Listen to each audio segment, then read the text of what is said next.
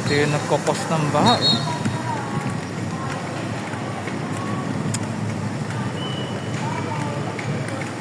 Sana matuto ng disiplina mga Pilipino. Daming mga kalat oh. Nililiparan ng ibon.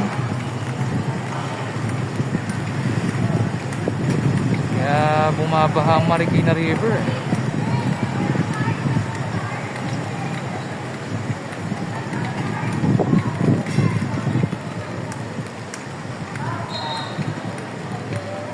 Sana matutong pangalagaan ng mga Pilipino yung